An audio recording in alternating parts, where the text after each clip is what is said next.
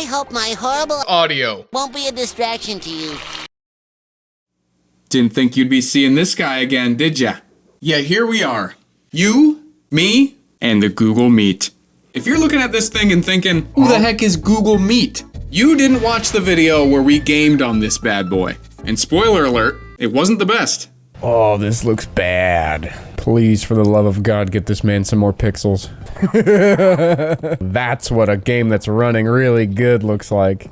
But it has potential. In the time between that video and now, I've done some thinking. If this thing only had a half-decent GPU, it would be half-decent. And I'm not gonna keep you guys in suspense today. We're putting a GPU in this thing. Graphics cards. But how? And I don't know about you, but in the first video, I didn't spot a PCI Express slot anywhere. But if there's anything that I've learned from this guy, Properly terrible gaming. it's that if you can install this, then you can install this. So let's get this bad boy open and then I'll show you guys the game plan. As you guys can see, I have pre-skinned our Lenovo today. When I took the rubberized back off of it the first time, it left a bunch of sticky residue. And as you can see, that is now gone. Anyway.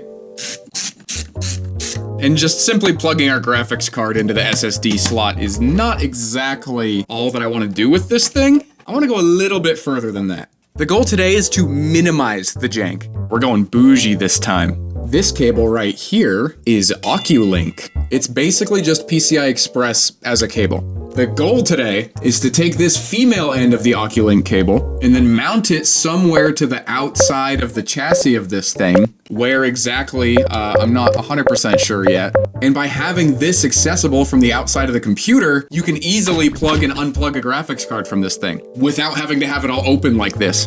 So if we're gonna use this cable and we're gonna plug this end into a graphics card, where are we plugging this end? Ain't got no port.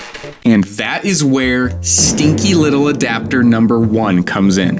You take this guy, put it where this guy currently is, and just like that, you have an Oculink port. Because like I said earlier, these things are just PCI Express. And conveniently, NVMe slots are also just PCI Express. All of these little pins in here would connect to your motherboard. And on an NVMe slot, only like a fourth of these are actually gonna get hooked up. But it's the best we got. So here's our SSD. This is where the operating system is currently installed. And how big was this again? 256 gigabytes. You know how much sensitive info you could store on this bad boy? And you know who I'd trust to protect it? Well, the sponsor of today's video, Aura. Aura sponsored the first video with this thing, and they've been chomping at the bit ever since to do it again. But you know who enjoys chomping on your bits? Eating them up like a sneaky little data slurping rat? Datum Brukeres, the ancient pagan god of shady business practices. His cult continues on today, known as the Data Brokers Clan. And there's still bad news. They want nothing more than to gather your sensitive info about your bank accounts, your identity, your credit, and more. All so they can sell it for a profit, without you ever knowing whose hands your data will land in. And the worst part is that they spend the money they make doing this on fake Tims. Luckily, protecting your data is probably the easiest thing that you'll do today. It's pretty much just doing this. Aura will watch for things like suspicious credit activity, database breaches, and identity theft, and they'll alert you as soon as possible if they find anything. Aura comes with a VPN that makes tracking your online activity way harder. That fake Tim-wearing cult can smell your internet trail like a 50s cartoon character can smell a freshly baked pie sitting in a windowsill.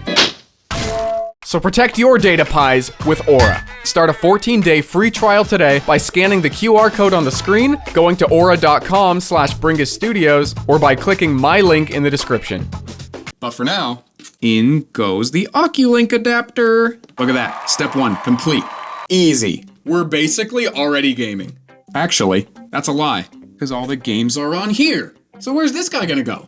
Well, we're just gonna keep playing M.2 musical chairs here, and we're gonna evict the Wi-Fi card. But I don't really wanna give up Wi-Fi, so we need a new home for this guy. Look at him, he's just so cute. Why would you get rid of him? I can't even believe that you were thinking that. Wi-Fi card will remember that. Do not worry, my children. I am a benevolent creator. I have a plan for all my children. Except for this one. There's no plan for him. I hate him. Stupid Google Coral AI chip. A chip full of lies. If you watched the first Google Meet video, you would know that Google promised us 400 FPS, but this isn't even 40 FPS. So rest in piss, Google Coral AI chip. And long live the Wi-Fi card. Also, while we're here, I also discovered that there was a second DIMM slot in the other video, and I didn't know that ahead of time, and I just bought a single stick of RAM. I have another one of these coming, and we'll stick it in the back, and we'll have 32 gigs of DDR4. I'm gonna have to find a way to get the Wi-Fi card antennas to go from here to like over here, but I'm confident future me can figure that out. But until then, let's see what we can do about the SSD. So the Wi-Fi card slot is not the same kind of slot that the SSD needs to go into. They're both M.2, but this is M key and this is not. But that's okay. AliExpress adapter number 2 saves the day. Yoink, yoink. Just a little bit of human centipede action, no big deal. This is a big deal though. The fan be in the way. And normally, this is where I would say that this looks like a problem for the Dremel. You still got most of the disc. But even if I did cut off a little bit of the PCB here, there's still nowhere to mount this thing. Normally, there's a little screw post that you would screw into, but under there's nothing. So, actually, I do have this. This is the old SSD out of my Steam Deck from when I upgraded it to 1 terabyte. Poo-poo point. So now the stream location is correct. This is Poo-poo point, this part of the Steam Deck, and we're currently here. And there's like perforations in the PCB. So we can take this ultra tiny little SSD, and look at that. It even lines up with the thing they pre-installed. Oh, this feels very wrong. Purposely breaking a PCB. I know it's safe because all of the traces are just in the front there, but this is, oh man. My mechanical sympathy alarm bells are going off right now. Okay. It's not going. I don't like that. It's just bending the piss out of it. I don't like it. I don't like it. Oh, that didn't sound good. Oh, all right, I'm gonna put this by the mic for ASMR. Oh, okay, well, that was terrible. But look at that. Nice little compact package. So that will go into our old Wi-Fi slot, and there's no screw post. Wasn't there a screw post? This just goes right into the heatsink. Oh, it's right there. And there we go. I think at this point, I've technically installed SteamOS on this. SteamOS is installed on this. And let this be a lesson to all you guys out there. It's not about the length, it's about how you use it. Also, while we're in here, I'm going to do penance for my sin of absolutely demolishing the BIOS battery slot. See you later. Oh, shoot. I have like a laptop style BIOS battery that's like all packaged here, but the JST connector that I'm gonna solder in there has not arrived yet, so that's for later. So now the last step, I suppose, is rerouting these Wi-Fi cables. Oh, yikes. I don't actually know if that's gonna be possible. I don't know if our black cable is gonna be able to run all the way over here. So I took this off. It's like the metal frame that holds the motherboard in. Yeah, I didn't even know that this came out, but it does. And whether or not we can get this cable to reach, I don't know. But it needs to go through there. That was a lot of work for a feature I'm probably never gonna use. Now that we've got all the various cards moved around, let's do a sanity check and make sure this thing still boots. Yup, we're good to game. I was gonna be pretty bummed if I totally killed this thing already. It was not out of the realm of possibility. So logically, the next step is to hook our GPU up and see what happens. And the way we're gonna do that is with yet another AliExpress adapter. This one takes your normal graphics card slot and turns it into Oculink. We do need a power supply to go with it, but that's not a big deal. Bada bing, bada boom. And just to keep it simple for this first test, we're just gonna use this Radeon something graphics card plugged in, Oculink plugged in, and then into here. Okay, look at that. Kinda awful, kinda not too bad. But does it work? My goodness, we are running out of table space. Okay, the graphics card wants to take a nap, so that guy's gonna lay down, I guess. Power on. Oh, okay, now this. And it is doing nothing. Maybe there's something we have to do in the BIOS? And it's not like this thing exactly has the most normal BIOS. So, we'll see. Oh, yikes. All we can do is mess with Secure Boot? Oh boy. Okay, hold on. I'm gonna install Windows to the SSD real quick, and then we'll go from there. I changed out the graphics card for this other crummier one, because the other one wasn't doing anything. But joke's on me, because this one's not doing anything either. As you can see in Windows, all we have is our Intel UHD graphics, which is what this is right here. There is a DVI cable plugged in, but it's not plugged into anything, because it doesn't matter, because watch this. A whole lot of nothing. I get no video from the graphics card, it doesn't show up in Device Manager, and trust me, all of this random crap down here, none of these are the graphics card. I can guarantee you that. Last time I was messing with this thing, these were all here, and it's just all the random weird hardware that's on this thing. It's just kind of like that. But interestingly, watch this. I'll turn the computer off, and then this guy, he turns off. So they are communicating somehow. I just don't really know where the breakdown is. So to troubleshoot this, I ordered another one of these Oculink adapters. If this particular Oculink adapter just doesn't work, we will be able to find out after they show up from Amazon.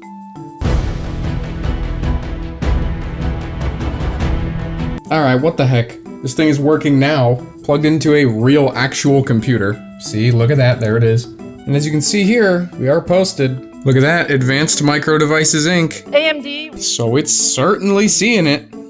Why?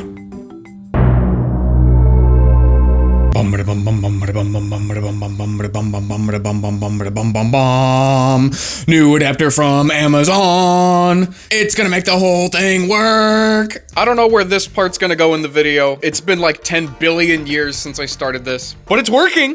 This is a Radeon RX 480. I was testing it with other cards at some point, but this one is actually working the best. It's hooked up using this NVMe adapter. This little stubby guy works great. Something, it's not about the size, you know. But don't take my word for it. Look at this. This is GTA 5 running on the RX 480. And I can tell you it's running on the RX 480 because this is 1080p at a mix of high and very high settings. And you know what's even crazier? Those of you that really understand what I'm about to tell you are gonna hate this.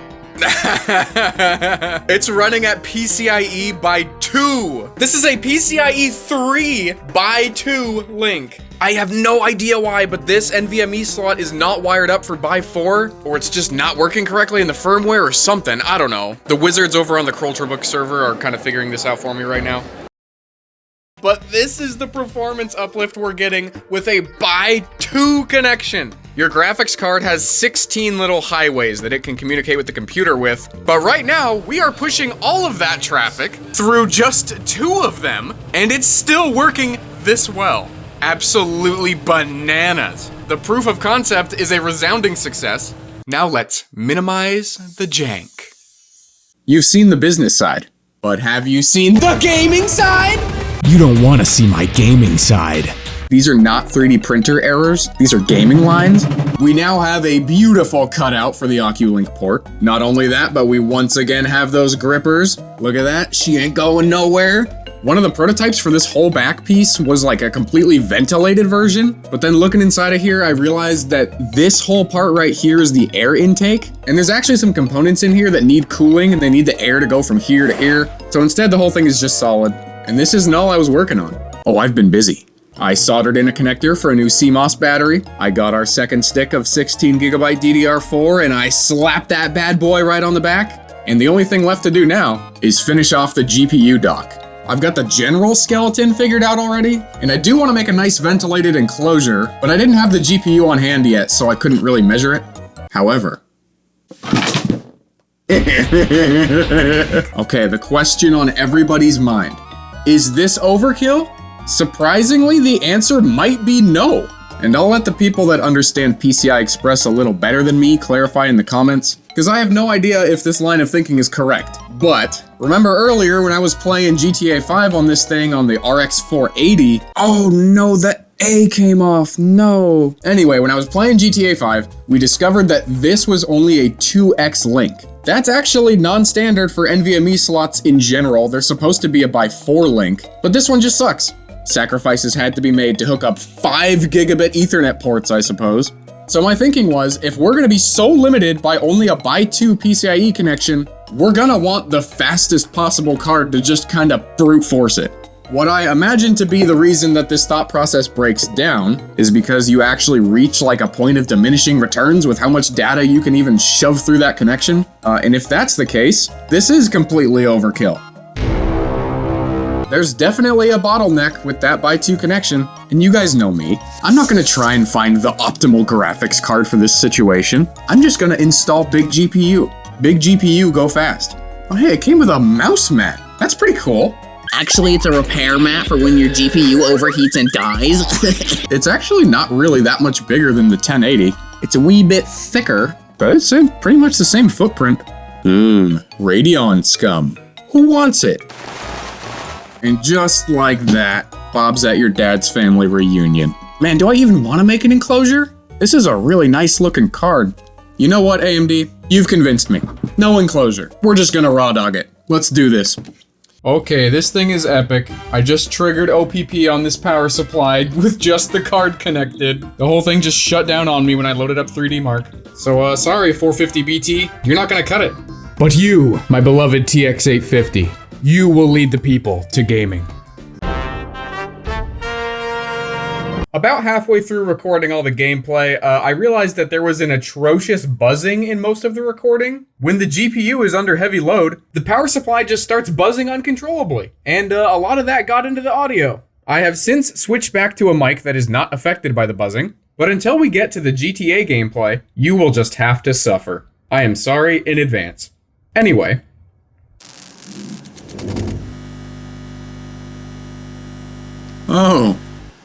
Oh, and it rebooted. Very cool. Buttery smooth. It won't let me change off 1080p. Well, that's fine. For once in my life, I don't need to.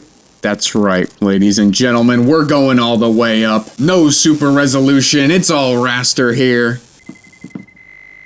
No. No! Why? Why crash? No! My match was ready! This is not good. This is not good at all. Oh. That would do it. I think my very cool bottom that I made for myself is not adequate for airflow. The gaming side. More like the roasting side. Good thing I still have the prototype ventilated cover. There we go. Alright, let's try this one more time. Oh, wow. It instantly reset when I started Prime 95.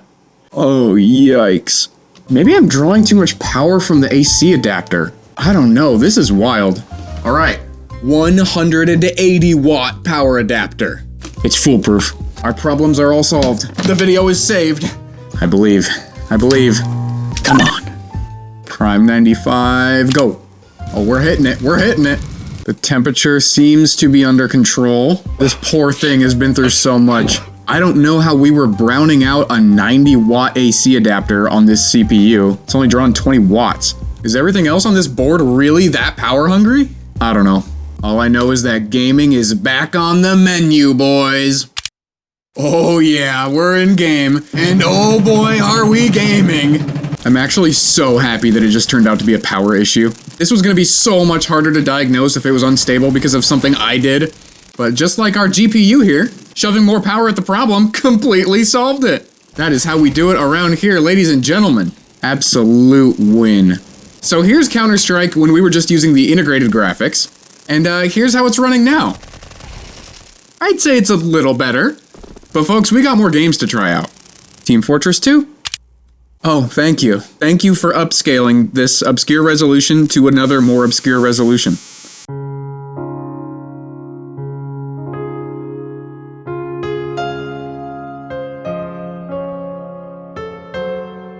Alright, maximum settings. Let's play a game, YouTube. When I get into a match, how many bots are gonna be there? And will I get instantly kicked? Let's see. Wait, no bots? If you said no bots, somehow, I think you were correct. Hey, that's pretty good. What the? Nah, what? Absolutely not. Okay. Oh, look at that. Okay, never mind. If you said no bots, you were very wrong. Look at that, though. We are in the hundreds of FPS in TF2. I mean, you leave spawn and we're instantly down about 130 FPS, but you know, if that ain't a bot. Oh, no. Oh! I'll take it. I'm stopping on a high note. I will admit, the CPU is kind of still in danger of melting. Ah, that's okay. We got games to play. Ooh, like to see that. Normal, normal, normal, normal, everything normal. But folks, there's nothing normal about this performance. 80 FPS, we love to see it. Look at that, even up to 90 when you're drowning in the lake. So this was how the game was running with the integrated graphics before, compared to now. Once again, I'd say we've got a bit of a performance uplift. The game's actually playable in 1080p, unlike last time. Clearly, the GPU is overkill for GTA 5. And realistically, this is not that much better than the RX 480 from earlier. And considering the price gap between an RX 480 and a 6950 XT, we are certainly beginning to cement my purchase in clown territory. Well, hold on. Oh my, that's how you know it's running good. When the menu freezes up for 5 whole seconds. Very high, very high, very high, ultra. I don't think our PCIe by 2 link is gonna like this very much, but we'll see. Cranking it to ultra graphics? Yeah, looks like the GPU has something to do now. Interesting. So the performance in terms of FPS is like exactly the same, but the graphics are just way higher now. Somebody who knows what they're talking about, leave a comment as to why that's the case. The short answer is because I'm using an awful PCIe by 2 connection, but the long answer is probably more interesting. And unfortunately, I don't really know what it is. But with that being said, I think I'm gonna crank the graphics up on everything else too. Seems like there's no difference in performance. Doom 2016, everything ultra. And the reason we're in Doom 2016 and not Doom Eternal is because in the original video I played Doom 2016, there was no chance that the iGPU was going to be playing Doom Eternal. We had to go all the way down to 480p to get half-decent performance. But today, ladies and gentlemen, 1080p, 150 FPS. It's just beautiful. Oh my god, briefly 500 FPS in the menu. Out of every game so far, this definitely feels the most, like, stable? Because in some of the other games, for just a second, it would go down to, like, 1 FPS and then right back up. But Doom's pretty consistent. I got a feeling I'm not gonna feel that way about our next game, though. Far Cry 5. Let me remind you how Far Cry 5 ran on the iGPU. Ran is a very, very strong word for this. It was just 100% unplayable. And this time, it is quite playable. I actually can't even be mad. This is pretty good. Especially because this game kinda just runs bad in general. Oh wait, nope, there it comes, there it comes. There's the bad. Now I want to try something. What actually happens if we increase the resolution scale? I'm pretty sure that means that we're rendering in 4K now. Oh, that's not better at all. Nothing's happening and we're at 40 FPS. Well, actually, I don't know. I'd say it's about the same. Okay, new test. 1x resolution scale, but I'm gonna set the game resolution to 720p. That should make AMD RSR kick in. Yup, look at that. Okay. So the GPU is upscaling from 720p to 1080p, and it's gonna do it in a way that makes it look decent, in theory. I don't know, I think that's how it works. Back in my day, we just went into the game, pressed the resolution that you wanted, and you press OK, and that's what the resolution you were gonna be playing at was. Kids these days with their newfangled AI upscaling and frame generation is just a bunch of hoopla to me. Oh, that looks kinda trippy. Seems like it made, I don't know, a little difference. Not really much of anything. 100? Oh, well that's because I'm leaving the battlefield. Ah, there we go. You look at the action and it takes a dump. Okay, maybe a little better. I don't know. I'd probably just leave it off. But in conclusion, is this better than the iGPU? Absolutely! Did we achieve Chromebox feng shui today by minimizing the jank? We did not! This has been nothing but jank the entire time. I went through 2 different Oculink adapters. The CPU fan was off doing fuck all, just letting the CPU get to like 100 degrees Celsius. My cool cover isn't good enough. The NVMe slot was missing 2 lanes. Unfortunately, while Chrome OS blood courses through the Google Meets veins, I don't think it can ever not be jank. Is it now better than it was? Yes, I think so. Does that mean it's good? No, I still hate it. And this is probably the last video with it. I don't think I can take it anymore. And today there are some shout-outs in order. The people of Cultura Book have been absolute legends once again. Specifically Weird Tree Thing, Cool Star, Ellie, clocking in at her 2nd shout-out now, and Jamie. We love those guys over on Book. And you know what else we love? Bringus Sticker Pack 1. You get a Bringus logo, a Batarang, and a Mogo S badge, an unlicensed Nintendo product sticker, an Xbox Jewel, an absolutely gigantic This Computer Sucks sticker, and it wouldn't be a Bringus sticker pack without one random Among Us imposter. There are seriously not a lot of these things left, and once they're gone, they're gone. That listing is on my Etsy store, which is in the description, and now I leave you in the care of my patrons. I'll see you in the next one. I think it's safe to say that this guy deserves one of these. Beautiful, there we go. Oh, and look at what weird tree thing did for me. Wait for it. Haha! Yes!